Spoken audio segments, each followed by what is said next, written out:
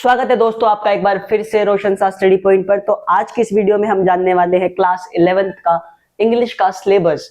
तो जो भी बच्चे इस बार जिन्होंने 10th के एग्जाम दिए हैं और वो एडमिशन ले रहे हैं और उनके लिए इंग्लिश की जो वीडियो होने वाली है वो इस चैनल पे बहुत ही इंपॉर्टेंट होने वाली है एग्जाम पॉइंट ऑफ व्यू से। तो जितने ही बच्चे जिन्होंने एडमिशन ले लिया है और जो एडमिशन लेने वाले हैं उनके लिए आज हम लेके आए हैं इंग्लिश का सिलेबस क्या रहने वाला है हमारा, और हमें क्या क्या ऐसी चीजें हैं जो कि हमें पढ़नी पड़ेगी। ठीक है, तो चलिए शुरू करते हैं सिलेबस के अकॉर्डिंगली कि हमारा क्या क्या टॉपिक रहने वाला है और किस तरीके से हमें मार्क्स डिस्ट्रीब्यूट किए जाते हैं। तो जैसे कि आप इधर स्क्रीन पर देख सकते हो, यहाँ पे एनुअल सिलेबस ऊपर लिखा आ रहा है आपको, सेशन 2024 से लेकर 25 तक का, और class 11th subject English core, और इसका कोड होता है 301। तो सबसे पहले हम इसका मार्क्स डिस्ट्रीब्यूशन जान लेते हैं कि किस तरीके से मार्क्स डिवाइडेड है। तो जैसे कि आप देखोगे सेक्शन ए बी सी, ठीक है, और हमारा लास्ट होता है assessment of listening and speaking skills और प्लस प्रोजेक्ट के 20 मार्क्स आपको मिलते हैं नॉर्मली। और सेक्शन ए की बात करें तो सेक्शन ए हमारा रीडिंग कंप्रीहेंशन होता है, जो कि हमें कितने मार्क्स देता है, जो हमारा 26 मार्क्स हमें कवर करता है। ठीक है, उसके बाद हमारा होता है सेक्शन बी। सेक्शन बी हमारा राइटिंग स्किल होता है, राइटिंग स्किल हमारा कवर करता है 23 मार्क्स। ठीक है, और सेक्शन सी यानी कि हमारा जो बुक का पोर्शन होता है यानी कि लिटरेचर सेक्शन का, तो लिटरेचर सेक्शन हमारा कवर करता है 31 मार्क्स। ठीक है, और लास्ट में हमारे 20 मार्क्स जो होते हैं वो हमारे स्कूल की तरफ से हमें प्रोवाइड किए जाते हैं, जो कि हमारा लिसनिंग से होता है, स्पीकिंग का या प्रोजेक्ट वर्क आप कहो, तो उससे हमें 20 मार्क्स यहाँ पे कवर अप होते हैं।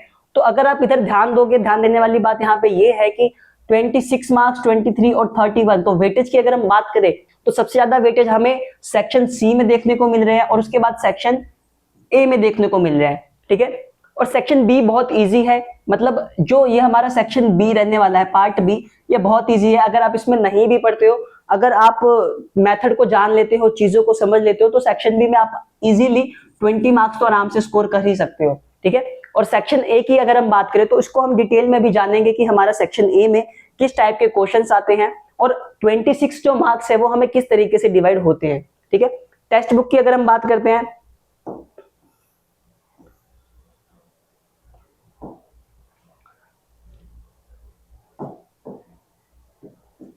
देखिए टेक्स्ट बुक की अगर हम बात करें तो हमारे पास दो बुक है। जैसे कि फर्स्ट होता है हमारा हॉर्नबिल।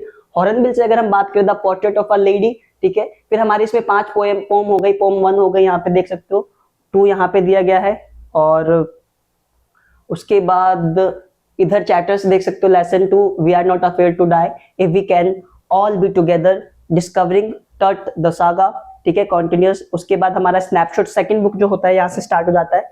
ठीक है, इसमें अगर आप देखोगे तो the summer of the beautiful white horse, ठीक है, lesson 2 the address, lesson 3 mother's day. ठीक है, तो ये हमारे कुछ चैप्टर्स है जो कि हमें इन बुक के अंदर कवर अप करने हैं। ठीक है, उसके बाद अब अनसीन पैसेज की जब हम बात करते हैं तो अनसीन पैसेज में आप देखोगे, देखिए अनसीन पैसेज की जब हम बात करते हैं तो फैक्चुअल पैसेज आते हैं, डिस्क्रिप्टिव पैसेज और लिटरली पैसेज। यानी कि ये जो होता है ये हमारा जो पैसेज का क्राइटेरिया रहने वाला है वो ऑब्जेक्टिव बेसिस पे रहने वाला है। ऑब्जेक्टिव बेसिस की अगर हम बात करें तो एमसीक्यूज आप समझते होंगे, तो उस तरीके के क्वेश्चंस आपको इन सब में देखने को मिलेगा।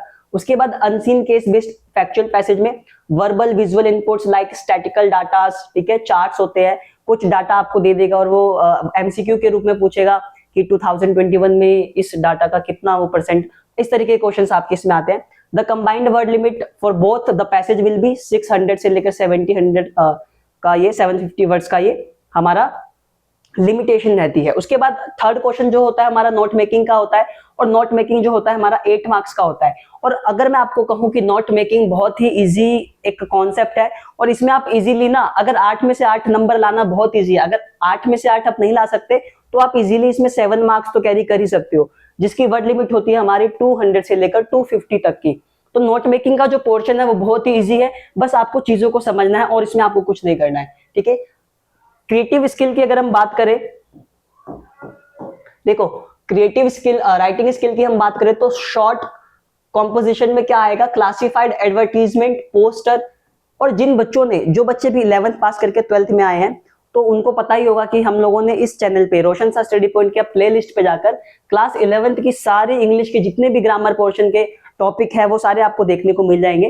तो जो बच्चे उस टाइम पे हमारे पास बोर्ड नहीं था तो इसलिए हम लोग बोर्ड पे हम लोग नहीं करा पाए, लेकिन अब हम बहुत ही एक डिजिटल वे में एक बहुत ही अच्छी क्लैरिफिकेशन के साथ आपको जो है सारी चीजें समझाने का कोशिश करेंगे। ठीक है, जैसे कि एडवर्टीजमेंट कितने होते हैं, किस टाइप के आते हैं, पोस्टर हमें किस तरीके से लिखना है, और इनकी वर्ड लिमिट की अगर हम बात करें तो 50 वर्ड्स लिमिट हमारा रहने वाला है। स्पीच राइटिंग की मैंने आपको फिक्स लाइन बताई थी, अगर आपको याद होगा, जिन बच्चों ने हमारी वीडियो देखी होगी। स्पीच राइटिंग में आपको कुछ नहीं करना है, जो भी मैंने मेन लाइंस आपको बताई थी उसको अगर आप अच्छे से याद कर लेते हो तो आप स्पीच राइटिंग में आसानी से मार्क्स ला सकते हो। ठीक है, based on verbal visual cues in 120 से लेकर 150 words related to contemporary age appropriate topics. ठीक है, कोई से भी टॉपिक्स जो करंट टॉपिक्स हो सकते हैं, जैसे इलेक्शन का दे सकता है कुछ, है ना, और चाइल्ड लेबर, ऐसे बहुत सारे टॉपिक है, हम उसकी सारे सबकी प्रैक्टिस करने वाले हैं।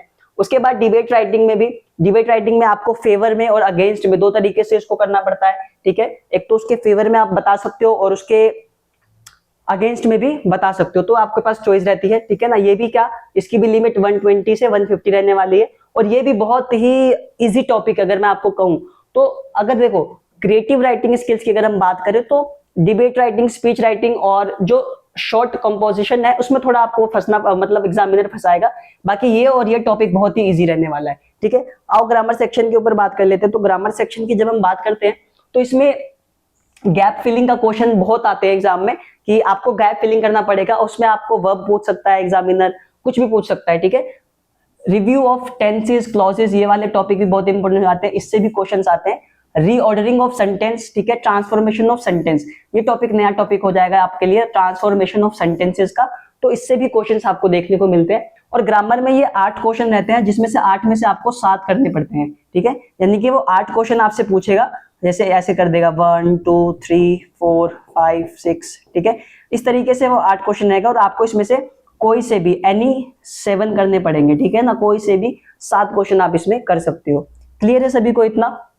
चलिए आगे बढ़ते हैं। इंटरनल असेसमेंट की हम बात कर लेते हैं। तो जैसे कि आप सभी को पता होगा, है ना, लिसनिंग स्किल के लिए आपको 5 मार्क्स, स्पीकिंग स्किल्स के लिए 5 मार्क्स, और उसके बाद जो आप प्रोजेक्ट वर्क, जो भी टीचर, आपके स्कूल के टीचर जो भी आपको वर्क देंगे वो आपका 10 मार्क्स यहाँ पे कवर अप करता है। ठीक है, चलिए आगे बढ़ते हैं।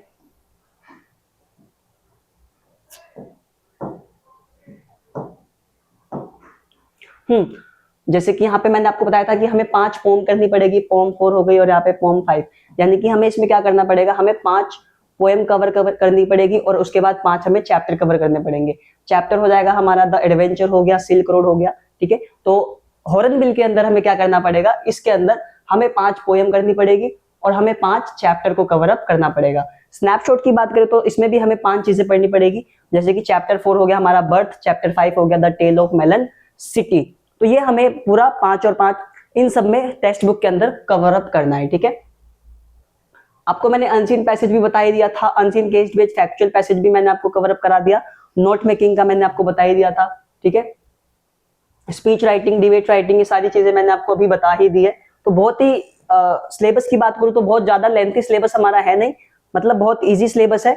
बस हमें क्या करना है, हमें कंसिस्टेंसी के साथ, ठीक है, क्योंकि consistency is the key of success, तो हमें कंसिस्टेंसी के साथ हमें पढ़ाई करनी पड़ेगी, और आपको ढीला नहीं पड़ना है। एग्जाम में कुछ बच्चे होते हैं कि टॉपिक उनको शुरू के समझ में आ गया, उसके बाद वो पढ़ाई पे फोकस नहीं करते हैं, तो ऐसा आपको नहीं करना। आपको अभी से लेकर लास्ट तक आपको हमारे साथ बन के रहना है, ताकि आपकी जो प्रिपरेशन है बहुत ही इजी तरीके से हो जाए, और डिजिटल बोर्ड के माध्यम से हम आपको बहुत ही सिंपल वे में, बहुत इजीली आपको समझाने का प्रयास भी करेंगे।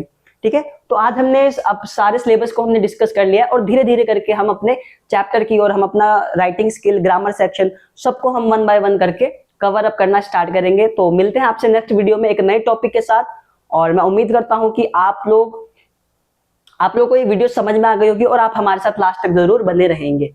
ठीक है, चलिए मिलते हैं आपसे नेक्स्ट वीडियो में।